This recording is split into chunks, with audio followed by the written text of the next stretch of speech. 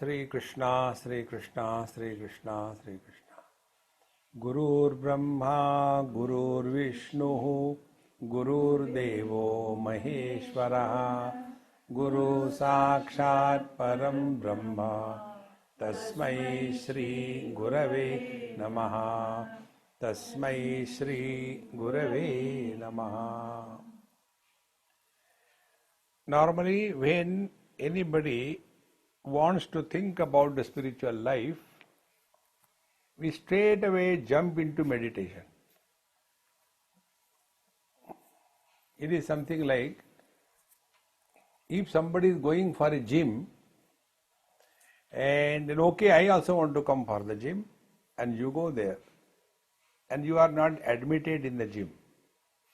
You cannot come, sir. You start fighting. Why? I'll pay. So the gym person tells, look here, you have got fractured legs, you have got spondylosis, your hand is in the sling.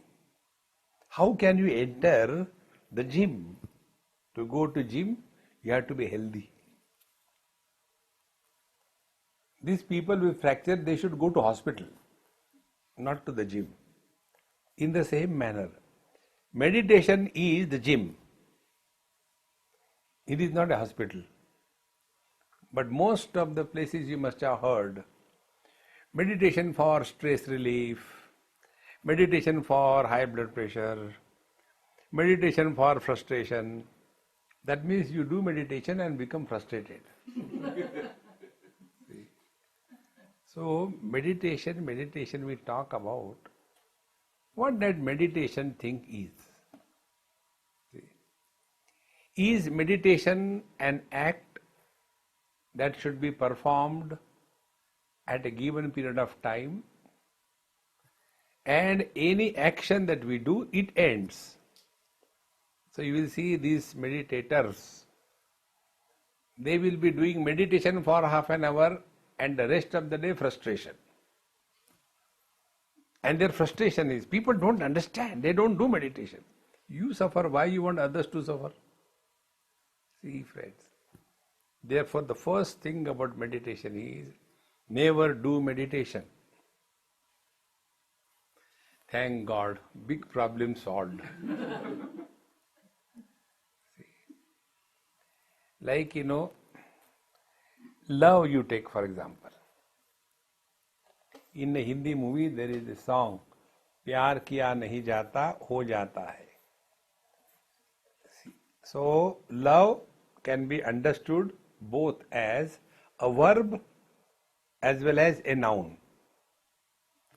So when a boy or a girl loves a girl or a boy, there this love is a verb. I love you, I tell this Anuja. So this is an action. But her mother, she does not love her daughter. She has love for her daughter. See the difference? Mother has love, therefore here love is a noun. It is not a verb. But when somebody else will love her, it will be a verb. And that is why rightly it is said that one day, one young boy and girl came to me and they said, Swamiji, we want your blessing. I said, what for? Swamiji, we have fallen in love. So I started doing, where did you get hurt? When you fall, you get hurt, is it not? See, friends. Therefore, when the boy and the girl fall in love, there is a possibility that they will break afterwards. But when the mother has love for the daughter or a child, there is no divorce. See, friends. And therefore, when a boy and a girl use the word love as a verb, they fall. And when the mother uses the word love as a noun, she doesn't fall, she rises. So love is that if it rises up, it is a noun. If it makes us fall, it is a verb. Now apply the same principle to meditation. When you will do meditation, it will begin as a military discipline. And after some time it will be over. How long will you sit for meditation? 10 minutes, 20 minutes, half an hour, 1 hour.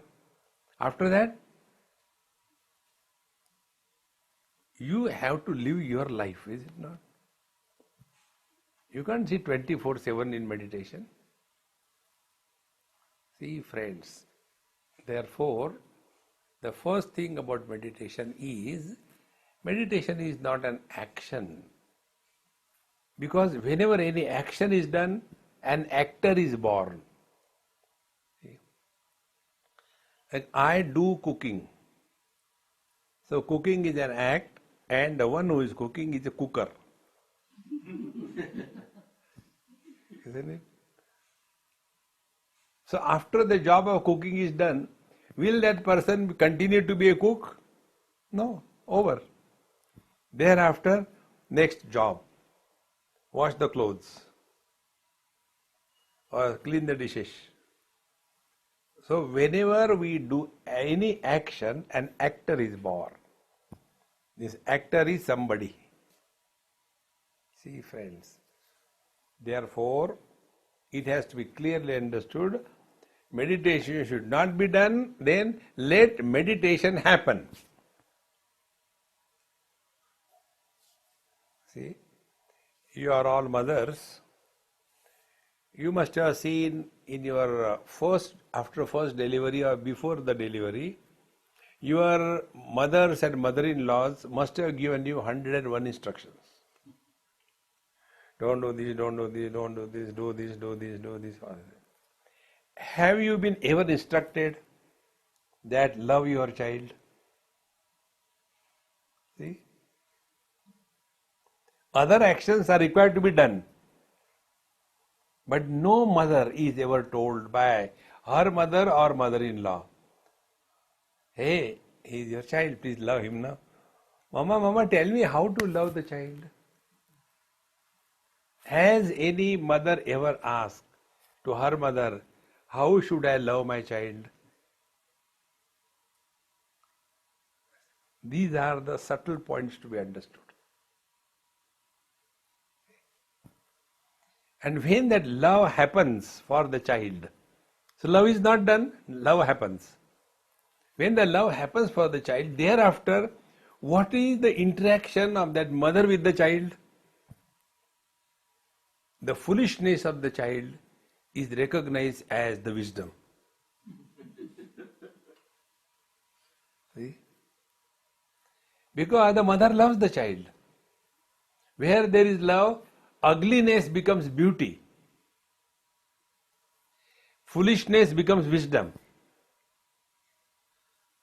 See? Uncontrolled behavior becomes rowdiness.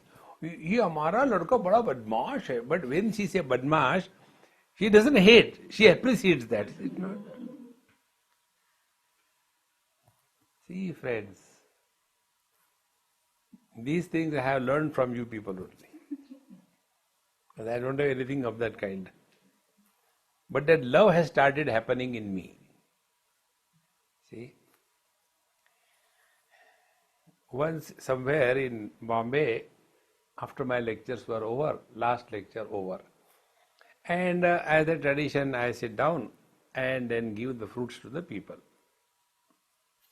They come and do namaskar, I give fruit. There are always questions about everything.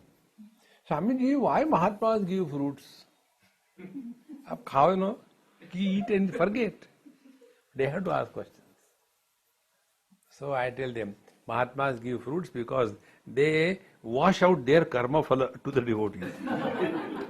Take it. I am free now. So they will come, give some dakshina, I will give them my karma phala and they go. So there was one young mother, she could not bring her child, nor I could go to her house. So she came when the child was about 8-9 months, boy.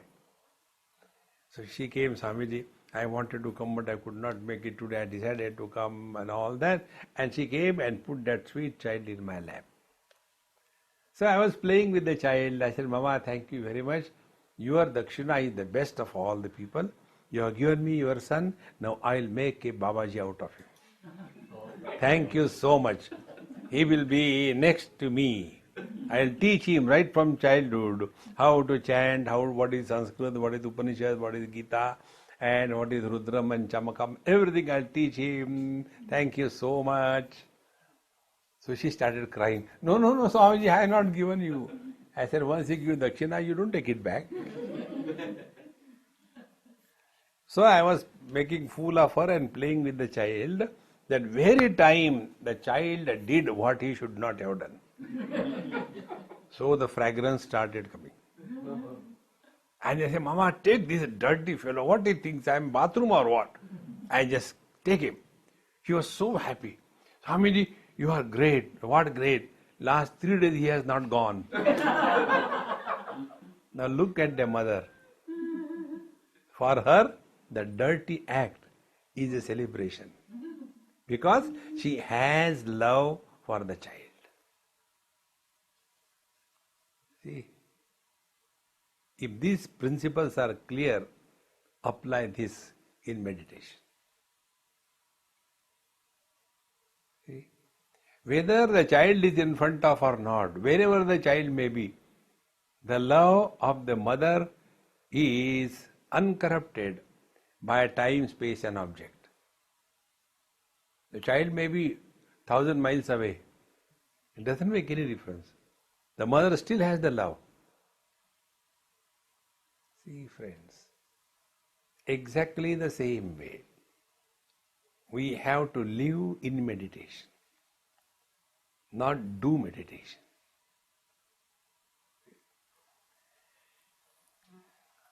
But normally, what is understood of meditation? Meditation means we sit in one posture, most unenviable posture.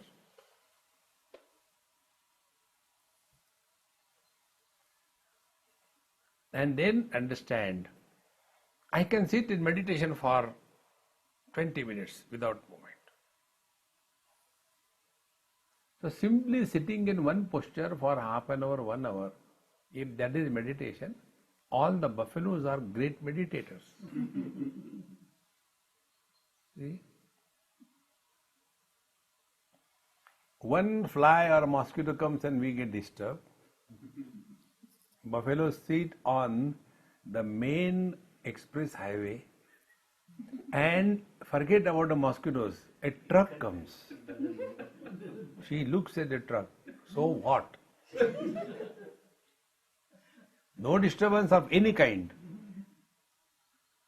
See, friends, therefore, meditation is not simply sitting in one posture for a long period. What is important is, living in meditation means our wisdom remains steady. It is not the steadiness of the posture, but it is the steadiness of the wisdom. Under all conditions, our wisdom doesn't get corrupted. That is important. Therefore, what is wisdom? Next thing. As regard wisdom is concerned, there are a few things to be known. When wisdom is made available for others, it is called as philosophy. Or in other words, delayed wisdom is philosophy. Every married person tells the unmarried one, come on, yeah, don't get married, there is nothing in marriage. But this he or she understands after marriage, not before marriage. It is called a delayed wisdom. See? And therefore you will see, Socrates has said, every man must get married. If he gets a good wife, his life will be wonderful. If he is not, he will become a philosopher. See? So, as regards knowledge, wisdom is concerned, none of us lack. All of us know. You must have seen when something happens to somebody, some death happens or some accident happens, we go there. And what we talk? look here now, it is really bad, it should not have happened, but now nothing can be done. Now think about your children, you have to look after them, now you are two in one, you are both mother and father. Oh. And we are surprised ourselves, Arey, how much wisdom I spoke. Every Indian is a born wise person because they can give philosophy to everybody. Philosophy is so much available in India, even on the backside of a truck. Therefore, let us try to apply this philosophy in our life, in every action, in every situation. For that, we should understand what exactly spirituality means. A spiritual person lives in meditation. There are three things. One is the material life, Adi Bhautik. Second is the experiences that we gather by our interaction with the world, that is Adi Daivik life. And the one who is struggling through Adi Bhautik and Adi Daivik, that one, if it is inquired into, Adhyatmic life. In case of the Adi Bhautik life, what is meditation? In case of the Adi Daivik life, what is meditation? And in case of the Adhyatmic life, what is meditation? These three things we have to clearly understand. In the second chapter of Gita, Bhagwan Sri Krishna tells Arjun the basic principle of life. How do we begin our life of meditation? The first principle is Sukha dukkhe same krutva labha labho jaya jayo tato yuddhaya yujjasva naivam papam avapsasi. Whenever you are interacting in the world, know for certain these three things are bound to happen. First thing, either you succeed or you fail. If you succeed, you gain. If you fail, you lose. If you gain, you are happy. If you lose, you are miserable. These are the three pairs. You have no option for this. One of the two things will happen. Normally what happens? When we succeed, you must have seen, this cricket, not cricket here, it is a tennis. So when that fellow gets a shot, a good point, and next time he fails, he breaks that racket. Poor racket, what the racket has done. See? So, we all know that the success and the failure make us extremely disturbed. Both make us disturbed. See? When we succeed, we lose our balance. You will see how these people, when they win the Wimbledon, etc., you see their expression. They will be running here and there, or they will fall on the floor, and you like this. You are a human being. Behave properly. And if they fail, then immediately the other reaction. Therefore, first we have to remember, it is a game of life where sometime we succeed, sometime we fail. This is how the life is. The biggest problem why we cannot live in meditation is not knowing this basic principle. We cannot get only one type of experiences, because this world is made up of these twins. If there is a birth, there is a death. If there is health, there is a disease. If there is a friend, there is enemy. If something is good, bad, hot, cold. This is how the world is made. You cannot have any option about it. Once we understand this principle, then sometime we succeed, sometime we fail. As a result of both these things, Our attention should be neither on the success nor on the failure, but on the quality of our mind left behind as a result of success or failure in life. Same krutva. This is what is the meaning of living in meditation. See? Then second thing, when we succeed we gain, and when we fail we lose. Success and failure is outside, gain and loss is inside. See? So I got this much money, now I will do this, I will do that, or I lost that much money. See? So there also our mind gets disturbed.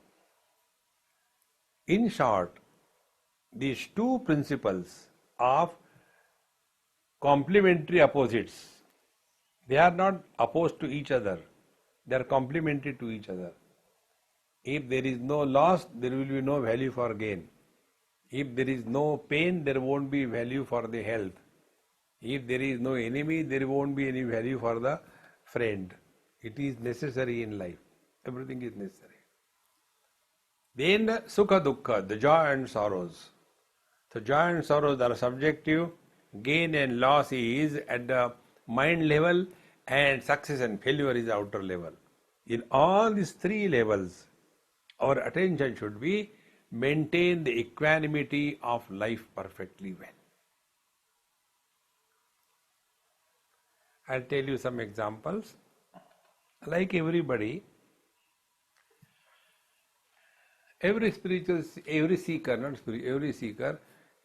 steps on the spiritual path for God realization. I want to have God realization. And the first thing that happens in the life is you read autobiography of a yogi. And in that book, whatever, chamatkar are shown, that you start thinking. You will start looking at that kite. And when he was looking at the kite straight away came to him. So this fellow starts his meditation. Nothing has come. On the contrary, from backside one bicycle came and dashed him. Why are you standing in the road? Okay, I was doing meditation. Don't get carried away by all that. But we do that. Everybody does. See? So, I used to have that funny notion. I used to chant, this Purusha Sukta so many times. Om Sastrashirsha Purusha Sastraksha Sahasrapa Sabhumim Vishwato Vrutva. No food, no nothing. Unless 21 times it is chanted, nothing should be done. Om Trambakam Yajamahe Sugandhim Pushtivardhanam. Because we read in the stories that Dhruva was standing on one leg and he was doing Om Namo Bhagavate Vasudevaya. I am superior to Dhruva. Why chota mantra, long mantra?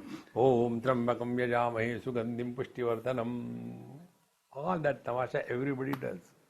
That is necessary. Foolishness is necessary to grow wise. Like the manure is necessary for good fruits. Manure is bad, fruits are good. It's necessary. And then to have the vision of the God. So when you are sitting for meditation, imagine now, Bhagavan Krishna will come, Bhagavan Krishna will come. And then he never comes and you get frustrated, But how come Mirabai saw Bhagavan Krishna? Why don't I see? This is the struggle that every seeker goes through. It happened many years before. I was also having the same foolishness. So there was one great master who has a tremendous impact on my life. We used to attend on him. He was very old, fat body. He had the cancer of the large intestine. So he had no control over his defecation. When he will walk like the animal, the things will fall down like that, In spite of all that, he was at peace. never any complaint about anything. So when you sit for meditation lecture, he's so cool and so calm. Nothing in the world will ever disturb. And once it so happened that there was a big group and he was supposed to talk. And people were making so much of noise, this, that, the mic was not proper. And in that noise, one person got up and read one question paper.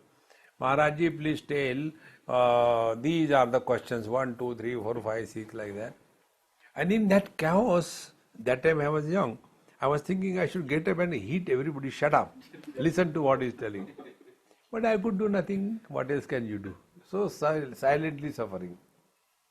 And afterwards, when his questions were over, Maharaji was simply sitting quiet as if he is not listening. And then he opened his eyes and started talking. And he restated those questions in the same sequence in such a manner that in restatement all the answers were included in one go. That day I told Bhagwan Krishna, hang around, I am not in a hurry to see you. Then, if there is some goal in my life, it is this. Under any condition, let our equanimity be not corrupted. Under any condition.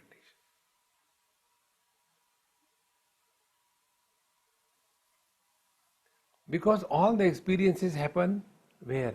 In the mind. See, your eyes are not seeing me. The mind is seeing me. Eyes are only the means through which things are seen. Your eardrums are not hearing me. There is a mind behind the eardrums. Now, if the mind is disturbed, things are in front of us but we don't see, is it not? Many times it happens. Where is the car key? Where is the car key? Recently where I was, in Texas somewhere, and he was shouting at his son, you always do like this, where did you keep the car key? And the whole house was seen and all that, finally. Okay, then we'll have to take other car and all that. And for that then he wanted to, other car key is with me. And when he wanted to put his hand in his pocket, it was there. So, the things are there, but if they are not included in the mind, they don't exist. See, friends, therefore, if all the experiences are happening in the mind, what should be the meaning of meditation? Meditation, therefore, means mind your mind. Take care of your mind. That's all. All other things are secondary. This is the most important thing.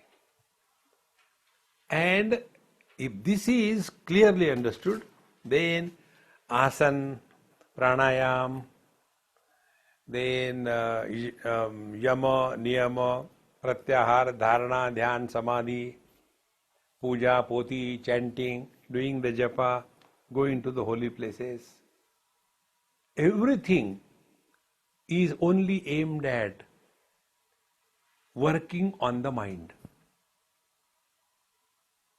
So normally we talk about the 4 paths. The path of action, the path of yoga, the path of devotion, and the path of knowledge. All of them are aimed at working on the mind. So what is living in meditation? When you are active in the world, we should be very clear that we are not working on the world, we are working on our mind. See? Then we are living in meditation. Now take for example, this verse you all must be knowing from Gita, Karmanyeva adhikaraste ma phaleshu kadachana ma karma phala heturvuhu mati sangastu akarmani. Now take this verse. What is achieved by this verse? So let us understand the meaning. The teacher tells us that find out, do you have a choice to live yesterday or tomorrow? No. We have to live now. Number one. Number two, can we act yesterday or tomorrow? No. We act now. So what is the choice for us? The choice is we have to act now and here. There is no choice. Now, third thing. When we act, for what we act? Do we act to suffer or do we act to discover happiness? All actions and all suspension of actions are aimed at only seeking happiness. Is it not? We eat food for happiness. We observe fast for happiness. We get married for happiness. What we get, this is a different topic. See? We get married for happiness. We separate for happiness. See, friends, nobody seeks the divorce for misery, only for happiness. But we don't look into it. Are we getting happiness? Our whole life is seeking happiness, seeking happiness. So whatever we do to get happiness. Now the second point. When the action is done now, the happiness will come now or afterwards. When you sow the seeds, the fruits will come afterwards, is it not? They won't come at the time of sowing the seed. In the same manner, when we do some karma, and if we expect that after I do this thing, I will get such and such result and then I will be happy. So what I am doing? Unknowingly, I am postponing my happiness in the future period of time. This is what the parents do. The real fulfillment of the parenthood is that you bring them during the childhood up to the age of 6 or 7, love them, fondle them, everything do best. From 7 to 13 or so, give them discipline. And from 13 to 19, give them inspiration, ambition, goal, dynamism, achievement, success, inspiration. After the child has crossed the teenage, 19, then treat the child as a friend. You have fulfilled your parenthood. But what happens? The parents imagine, when I will become old, then my child will do this thing, that thing, and it is not possible for that poor child. And then the parents become frustrated. See, friends, discover this principle. Happiness cannot be postponed. You have to be happy now and here. And therefore the teacher says, Ma phaleshu kadachana means do not seek happiness through action or from action, but discover happiness in action. So whatever you are doing, let every action be an expression of joy. See? If you have to make rotis, if you make the rotis cheerfully, happily, there will not be any problem in the people, those who eat it. But if you are preparing chapatis, biting your teeth, I don't know why this chapati, all my life is going in this thing, and with that anger, frustration, you prepare chapati, everybody in the family will have loose motion or constipation. Because that mood goes into that cooking. See, friends, therefore, it is so simple, friends. Living in meditation is, whatever you do it happily. There are three options. If you don't want to do, reject totally, boldly, I won't do it, that's it. Second thing is, if you have to do it cheerfully and happily. That means doing is not an option. But there are two options. Do it miserably or do it happily. What we do, we make an average of the two. Like the air hostesses. When you enter the aeroplane, you'll see how nicely they smile. Hello, welcome. Oh. And the moment you go, God, I don't know how many are there. So, on the surface, there is joy, but inside there is revolt. The net result is acidity, peptic ulcers, and all the problems of psychosomatic origin. This hypocritic lifestyle is not living in meditation. Have the courage to deny, I will not do it. Or if you have to do it cheerfully and happily. See, friends, in short, living in meditation according to the path of karma is this. We are not doing anything for getting happiness, but we are doing everything for expressing happiness. And when you do something for expressing happiness, you will never be tired. See? Like again, take the example of the mothers. Because I have suffered because of this, therefore I cannot forget these experiences. You go to the people's house and they have got one useless child. Now the child is not controlled, doesn't listen. But the mother has to show off the greatness of the child. Then the mother tells the child, Beta, see Swamiji has come, you chant Sanskrit, you learn, chant. Oh, no, I will not do it. No, beta, chant. And in that the mother chants completely. See, Tvameva Mata se, Tameva Pita, Tvameva. See, beta. And after, see Swamiji how nicely chanted. By whom? See? Now this experiment that mother does before 100 people. Every time somebody comes, the same thing is repeated. But does she get bored? She doesn't get bored. Therefore, when an action is an expression of joy, there is no boredom in life. Living life without boredom is living in meditation. Otherwise, kya kar rahe hai? Bore ho raha hu. I am getting bored. That's why I came to you. Why you got bored? Who came to bore you? Nobody was there. I was alone. I was getting bored. Now imagine if you are alone getting bored because of yourself. What a solid bore you must be. It is something like one person went to the doctor and told, Doctor Sahab, yes sir. See, I snore so loudly in my sleep. Because my own snoring, my sleep is disturbed. What should I do? Doctor said, go and sleep in the other room.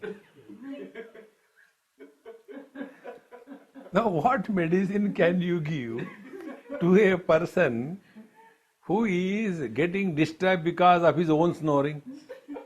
In the same manner, you will see this. We all get bored and disturbed, not much because of others, because of ourselves.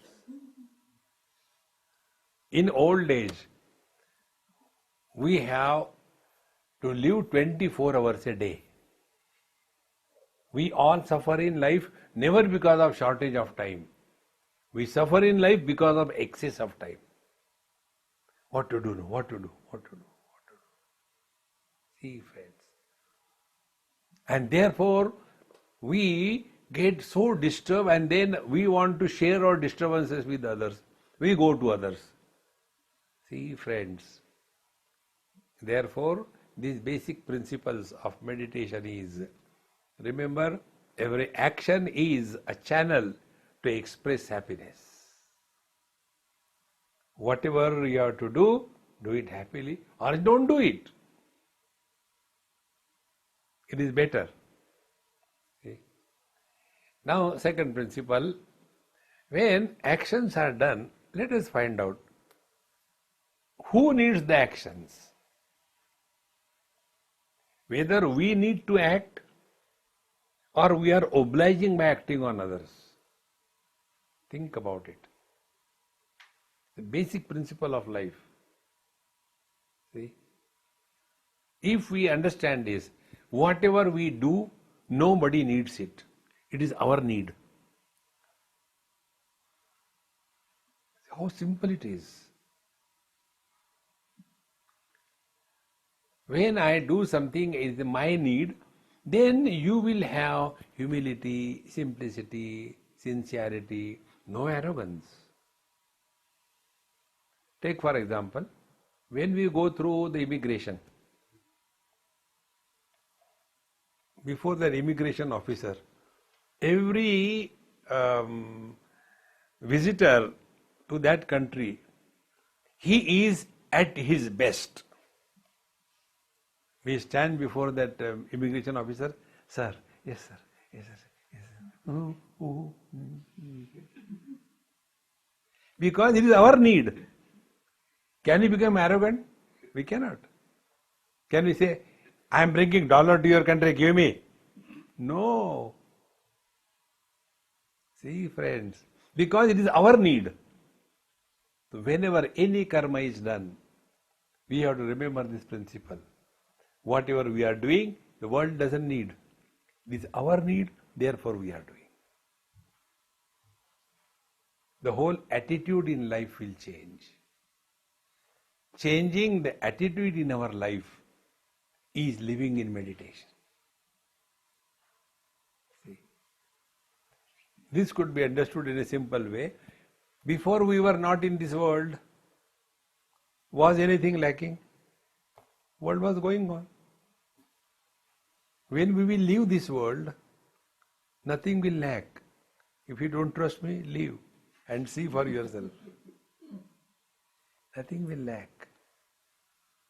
We know our parents, we know our grandparents, some of us know great-grandparents before the third, fourth generation. Have we ever thought even once who were there? They are incognito. Exactly the same way. This is going to be your and my story. But konyosti sadrusho maya.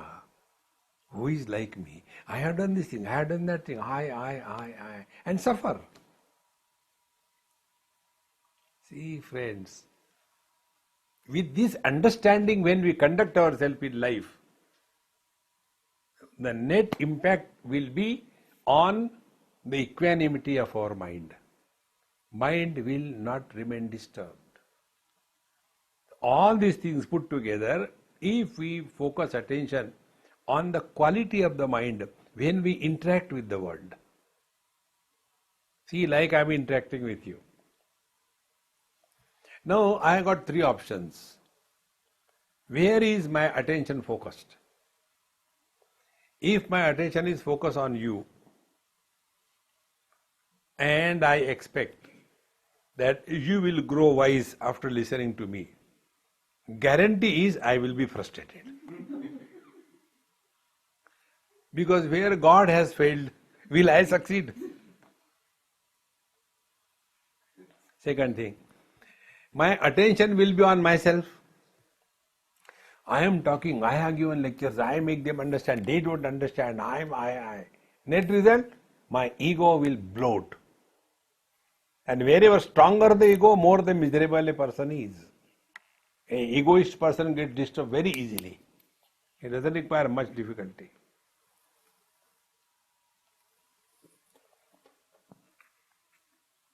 See? So when we interact with the world, either attention is on the world or on I. This is where most of the people fail in their life to live in meditation. One boy asked me this question somewhere on the airport. He said, Hamidi, you have been running around and giving talks around the world, but the people don't change. Don't you feel bad about it? You are putting so much efforts. Like the parents put so much efforts on the children, but the children don't listen, they go their own way. The parents become frustrated. So like that, you are talking and going lecturing here and there, but the people don't change, they are the same thing. Don't you feel bad about it? I said, am I mad or what? Why should I feel bad? I don't feel bad. On the contrary, I want them to remain ignorant. Because I survive on their ignorance. If all of them will become wise, where will I go? See? You know the prayer of a doctor? Doctor's prayer is Sarve Bhavantu Roginaha. If everybody is healthy, where the doctor will go? In the same manner, we don't want people to change and improve, continue to suffer. Our market is maintained. See, friends, never have this notion because of us anybody changes.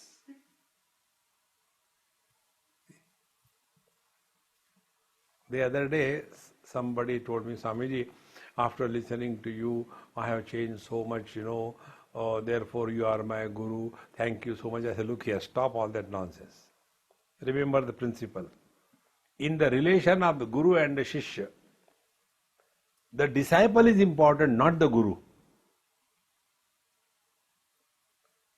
See, you can take the horse to the waters. Can you make the horse drink the waters? The horse will make water. It won't drink. What will you do? See, friends, you can't compel him. In the same manner, the teacher is talking to everybody. Same. Therefore, unless we want to change, nothing can help us. Even God cannot help us. Duryodhana says in Pandav Gita, Janami dharmam nachame pravritti, janami adharmam nachame nivritti, kenapi devena hridisthitena yatha niyuktosmi tatha karomi. I know what is right, but I don't practice that. I know what is wrong, but that's only I do. I think there is some God sitting in my heart who is making me do like this thing. There also is blaming someone else. Look here. Therefore, friends, this must be very clear in our life. Whatever we do, nobody needs us. Then why we do? It is our need.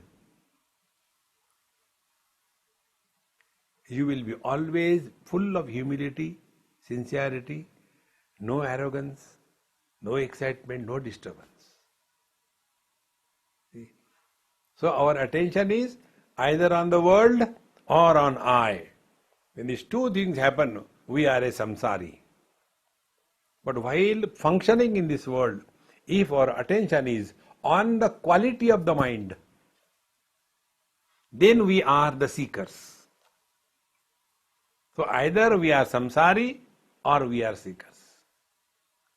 Two of them. See? Anuja, if you are not feeling well, go and take a nap. Okay? So, when we are clear about these two factors in life, everything that we do, our need, and why we do, for the purification of our mind. Bhagavad Gita says, Yoginaha karma kurvanti sangam tyaktva atma shuddhaye. Here atma means mind. So all the activities are done for the sake of purification of the mind. That is the real success in life. Once I was conducting a camp, children's camp, many years before, must be 30, 40 years before, 30 years probably. So,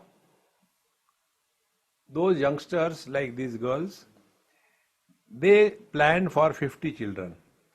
In Pune this happened. But it so happened the facility etc. was enough only for 50 children. But there happened to be 250 children coming last moment. Naturally all their calculations were completely gone. So what is the best game? The game is blame game started. I told you, you don't listen to me. And they were fighting with each other. And I was watching from a distance. So then I said, look here, let us give this work to some parents. They will do the registration, writing name, etc. Let's all go inside and sit for 5 minutes. So like this we sat. I said, now tell me, how will you calibrate that this camp is successful? How will you do that? When you do something, whether it's successful or failure, how will you do it? Still one by one. One person, very excited. It's already successful, see? 50 people wanted, 250 have come. It's already successful. The second, what successful? There is no water. So the shouting and all this started. I said, see, you all know, very good, let's go and do it. No, you tell now. I said, okay, if you want to listen to me, listen. Anything that we do, before doing, our mind is at peace. While doing anything, our mind remains at peace. After the work is over, the mind continues to be at peace. This camp is successful if before we plan to do this camp, during the execution of all the activities in the camp, and after the camp is over, if any one of us says, Baba, next year no more camp, if anybody says like this, it is a total failure. See? So where is the attention? On the mind. Mind must remain at peace. Function beautifully in this world, enjoy this world, but keep the mind at peace. That is important. So living in meditation therefore means when we are functioning in the world, what is important is our peace of mind. Bhagavan says, Nasti buddhi ayuktasya, nacha yuktasya bhavana, nacha bhavayata shantihi ashantasya kutas sukham. He who is not knowing this knack of keeping the mind at peace, his understanding cannot be correct. His understanding will be biased. See? Nasti buddhi ayuktasya. Buddhi is understanding. Nacha yuktasya bhavana. Nor can he do bhavana. Bhavana means what? Bhavana is one of the very powerful technique of living in meditation. Bhavana is that you do this bhavana and I am not disturbed. May anything happen. Disturbances are there, but I am not disturbed. Refuse to get disturbed. That doesn't mean you don't experience disturbances. Disturbances are experienced, but disturbed personality is not born. See? Miseries are experienced, but miserable person is not born. See, friends, dukkheshu anudvignamanaha. Nasti buddhi ayuktasya nacha yuktasya bhavana. Nacha bhavayata shanti. He who is not practicing this, that he is okay, everything is fine. You know, one of my friend in Delhi, I really appreciate him. He has this particular statement. Anybody talks to him on any topic, first reaction from him is, no problem. He starts with no problem. There are some people who say, Arey Rama, you go the other way around. Anything you see or talk, they have a problem. And he is the person, koi dikkat nahi. No problem. And with this positive attitude when you start, no problem, you will see the problems dissolve. And such a person who doesn't take life as a problem, he alone is as at peace. Don't take life as a problem, take life as a challenge. See, when you take everything as a challenge, the best in you comes out. See, friends. I remember many years before, somewhere in Madhya Pradesh, in a village, small town, I was sitting with one old lady on a cot, and the TV was going on. Those days, this some Olympic was going on. So I started watching. So that old lady, she was seeing, Swamiji, what they are doing? I said, this is called obstacle race, and they are jumping, and whoever comes first get a medal. Why they are putting those obstacles? Remove them. Let them run, poor girls, They have to jump unnecessarily. Look here. Now those obstacles were a problem for that old lady, but those girls have taken the obstacle as a challenge. See, take life as a challenge, not as a problem. Changing this attitude and living with this change attitude, that is called as living in meditation. See, friends. So don't have that notion. Meditation means you sit half an hour and suffer silently. No. That type of meditation we will do tomorrow and day after tomorrow early morning. That time you can suffer as much as you want. So, the first principle we have learned, karma is done for only one thing, and that is mind's equanimity is maintained. This is the conclusion of all our discussion. Work in the world, but take care of your mind. Like, we cut the vegetables, fruits in the house or kitchen. That time, while cutting the lady's finger, if you cut your finger also, oh, I am also lady, I forgot, cut. No. You cut only the real lady's finger, not your finger. You may be a lady. So, yogaha karmasu kaushalam. Function in this manner that you do not suffer because of your own activities. Mind is at peace. Then the second path that is told in our scriptures is the path of yoga.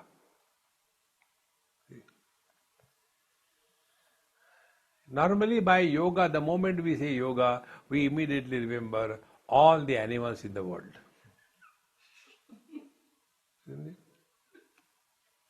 Kukkutasana, Bhujangasana, Ushtrasana, Matsyasana, Mayurasana. There is not a single human asana. No, Swamiji, you don't know. There is one, Shavasana. See, that is not yoga. According to Bhagavad Gita, yoga is totally different. Bhagavan says, Tam vidya dukkha sanyoga vyogam yoga sanditam sa nischena yoktavyaha yogaha anirvinna chetasa. Yoga means what? When miseries come in life, we refuse to be miserable. The ability to refuse to be miserable, that ability is called as yoga. It's a great fun to be in the company of old people. I enjoy that company. Somewhere in USA only it happened. One of the places I don't know. So, I asked, I don't know why, that old man. I said, Papaji, how many tickets you had? Driving tickets. How many times you have paid the fine? Swamiji, not even once. Really? Yes. Do you think the old lady will keep quiet? Old lady said, how can you get any ticket? Did you drive any time? When you don't drive at all, you may have the license. How can you get a ticket? See, in the same manner, I am never miserable. Have any miseries come in your life? No. Then what is great about it? When you drive the car and yet you don't get the ticket, then you are a genius. See, in the same manner, tam vidya dukkha sanyoga. When the miseries come in our life, that time we refuse to be miserable. That is called as yoga. Now the question is how to practice it. So nishchena yoktavyaha. That must be practiced with firm resolution. Refuse to be miserable in life. You are doing a real yoga in your life. See? But when we sit for meditation, there also we are miserable. Because pain here, pain there, pain everywhere. See? We sit in a particular posture and after every 5 minutes, all our postures start changing this way, that way. Like the idli stone, we keep on moving like this. We can't sit in one posture. Therefore, yoga means when the miseries come in your life, you refuse to be miserable. And for that one practice is be firm. What is to be done? Firmness. Number one, don't talk your miseries and problems to others. Why? Everybody has got sufficient of their own. You don't have to add. Thoda le lo. No need. Everybody is self-sufficient. Therefore, be firm. Don't talk anything of your problem to anybody. When you go and talk to old people, one old lady I spoke. It was my fault, not her. I asked her. I said, Mama, how are you? Swamiji, beto. And she started. When I got up from the sleep and I was getting down from the bed, my ankle got twisted and then she started, then the pain came here in the calf muscle, then the knee, and it was such a live demonstration that I started getting the pain all over. Don't talk your problems and pains to anybody in life. See, never talk. Even if you have, don't have to talk. One of the important thing is, whenever you become miserable or painful, understand your body identification is intense. There was one man, a Keralite, he is no more now. I stayed with him in Australia. Very nice, very well-read person. His wife was very happy-go-lucky and he was also very old, she also old. He had one problem. Every morning he will get up and go to the doctor. Doctor, this morning when I got up, there was some kind of, I got a catch over here like this. Every day, something or the other. The doctor got fed up. Nothing is wrong with you, and he told his secretary, when this fellow comes, you tell him you are all right, go. Even his wife used to tell him, Swami, he is so obsessed. He talks about scriptures, Gita, Upanishad, and doing japa and meditation, but he is so deeply rooted in his body identification that he just can't get out of it. Therefore, do not talk your miseries to anybody. If somebody has done a mistake, how are you? Don't take a revenge. Suno. Oh, don't do that. Nishchena yoktavyaha, you have to be firm about it. In this manner, when we understand yoga means to refuse to be miserable, and when you are not miserable, then alone you can help remove other people's miseries. See, when our attention is on our misery, the other person comes, yeah, this morning I got, I got a pain in the back. Yeah, nothing, I got a heart attack. There also you are having competition. My pain is more than your pain. Arey Ram. See? Therefore, real living in meditation is this. Now see how cheerful the life becomes. Otherwise, sit for half an hour miserably and make everybody miserable thereafter.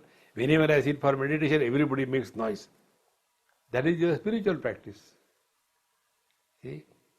Therefore, living in meditation, last thought is, take every experience of your life as a spiritual examination. Every experience. Don't complain.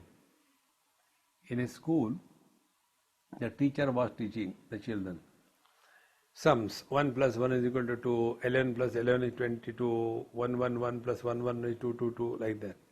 She taught. Next day homework. Everybody did it. Who has not done? One child has not done. Why you have not done? Ma'am, simple you have done. Difficult you gave us. 1 plus 1 I can also write 2, but you gave us 8 plus 9. I don't have that many finger. How to do 8 plus 9? So examination is always difficult. So when you take every experience of your life as spiritual examination, you are living in meditation. So what is living in meditation? You are always prepared. Don't over prepare yourself, but be prepared always, under all conditions. Living in that alertness is living in meditation. Om Purnamadaha Purnamidam Purnat Purnamudachyate Purnasya Purnamadaya Purnamevavashishyate. Om Shanti Shanti Shanti. Hari Om. Shri Gurubhyo Namaha. Hari Om.